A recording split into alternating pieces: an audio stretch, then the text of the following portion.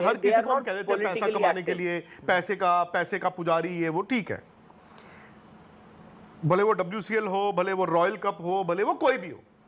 मेरा पॉइंट ये है कि BCCI, पाकिस्तान क्रिकेट बोर्ड, फलाना ढिमकाना, क्या ये सोशल सर्विस करते हैं? ये भी तो बताते हैं ना कि 9700 करोड़ रुपए हमारे पास आए इस साल। फिर जो आपका ब्रॉडकास्टर है जिसके पास एशिया कप के राइट्स है, क्या वो सोशल सर्विस लंगर लगाया हुआ है उसने? वो भी तो आपको 1 महीने से प्रोमो दे रहा है ना, सारे कप्तानों की फोटो के साथ। वो उसने भी पैसा लगाया और पैसे के लिए कर रहा है ना। जो जिस बंदे ने इसके राइट्स खरीदे हुए हैं, स्पॉन्सरशिप राइट्स खरीदे हुए हैं, इंडिया की कंपनी है, क्या वो सोशल सर्विस कर रही है? वही ईमेल लिख रही थी ना कि अब हमारे पास इतने दिन नहीं है, हमें ये डिस्ट्रेस स्पॉन्सरशिप करनी पड़ेगी।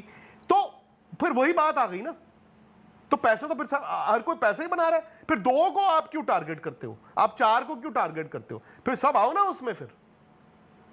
और सर, जो आपने कहा कि गवर्नमेंट को आकर एक पॉलिसी सेट कर देनी चाहिए, आई अग्री विद दैट। पर जैसे यहाँ पे प्लेयर्स ने कहा कि WCL में हम नहीं खेलेंगे मैच, BCCI क्यों नहीं कह सकता?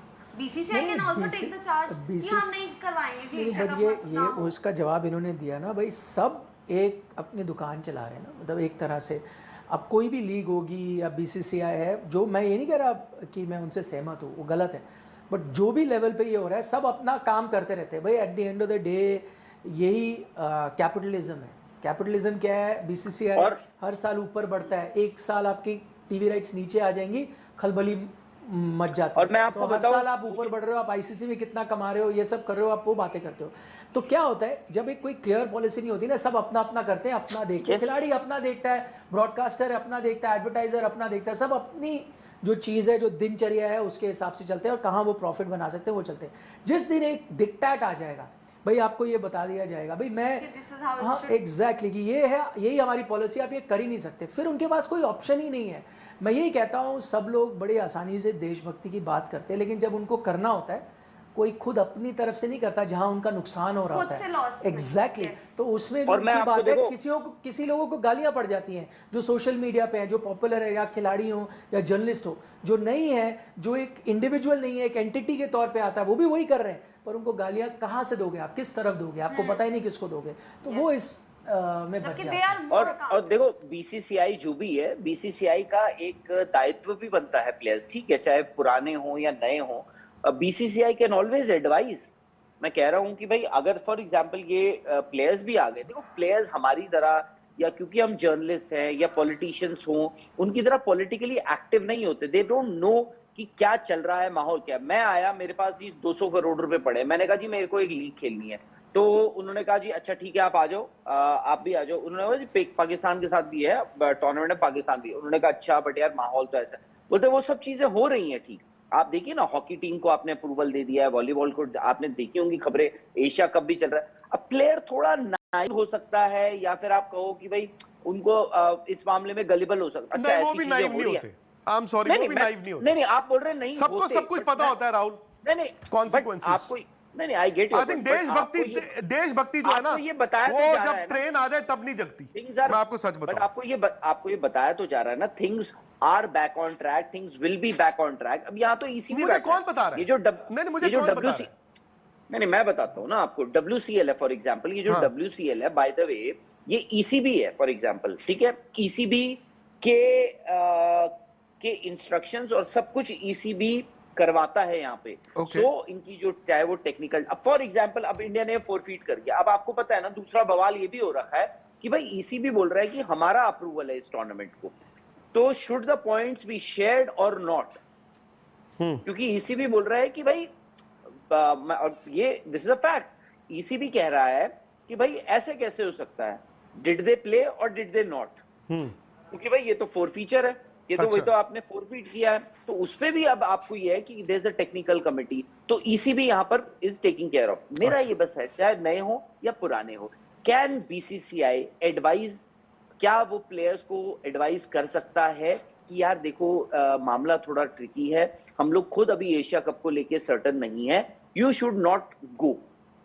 हाँ, अगर प्लेयर उनसे पूछे तो, अगर प्लेयर उनसे पूछ रहा मैं है, आपकी बात मैं समझ गया। आप ये कह रहे हैं कि यार प्लेयर्स बेचारों को कहा जा सकता है कि यार देखो हॉकी भी हो गई, ये हम वेट करें कि क्या करना चाहिए, सरकार को बता देना चाहिए ये पॉलिसी है, ये है, अब आप वही फॉलो करो, Clarity खत्म दे बात। दो ना। मैं ये कह रहा हूँ अगर कोई क्लैरिटी नहीं आएगी।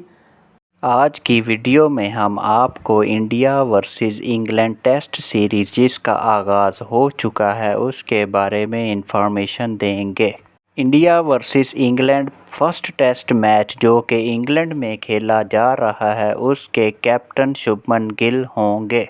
शुभमन गिल की निगरानी में इंडिया ने जो प्लेइंग 11 का स्क्वाड तैयार किया है उसमें केएल राहुल, यशस्वी जायसवाल, रविंद्र जडेजा, करुण नायर, मोहम्मद सिराज, शुभमन गिल, ऋषभ पंत वगैरह शामिल हैं। सारी की सारी टीम बेहतरीन तौर पे परफॉर्म कर रही है, लेकिन इंडिया को इंग्लैंड के ख़िलाफ़ ये सीरीज़ खेलनी इतनी आसान नहीं होगी क्योंकि इसमें पुराने प्लेयर्स और एक्सपीरियंस प्लेयर जिनमें रोहित शर्मा और विराट कोहली शामिल हैं वो इस टीम का हिस्सा नहीं होंगे।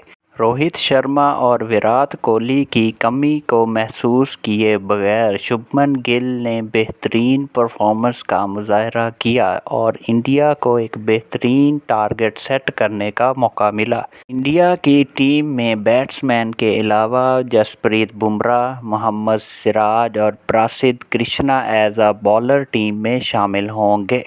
इंग्लैंड की टीम जो कि कई टीमों के साथ टेस्ट मैच खेल चुकी है इसलिए इंग्लैंड की टीम में एक्सपीरियंस्ड प्लेयर मौजूद हैं, जबकि इंडिया की टीम में इस दफ़ा न्यू प्लेयर्स शामिल होंगे। साई सुदर्शन जो कि पहली दफ़ा इंडिया की टीम में as a test match batsman के तौर पर खेल रहे हैं, उन्होंने कुछ खातिर ख्वाह परफॉर्मेंस नहीं दिखाई, जबकि यशस्वी जायसवाल ने बेहतरीन परफॉर्म किया और 111 स्कोर बनाए और केएल राहुल ने भी बहुत बेहतरीन बैटिंग की।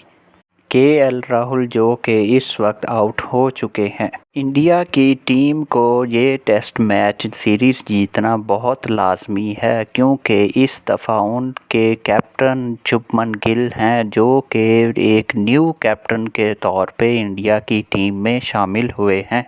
इससे पहले शुभमन गिल रोहित शर्मा और विराट कोहली की निगरानी में ही टीम का हिस्सा रहे हैं, लेकिन इन दोनों की रिटायरमेंट के बाद शुभमन गिल को कैप्टन सेलेक्ट करने का फैसला हुआ। ऋषभ पंत की मौजूदगी भी इंडिया टीम के लिए बेहतरीन साबित होगी क्योंकि फ़िलहाल शुभमन गिल, केएल राहुल, यशस्वी जायसवाल और ऋषभ पंत बेहतरीन फॉर्म में मौजूद हैं। उम्मीद है कि इन चारों प्लेयर्स की परफॉर्मेंस की वजह से इंडिया की टीम को टेस्ट मैच जीतने में आसानी होगी। वीडियो अच्छी लगे तो इसको लाइक और शेयर कीजिएगा।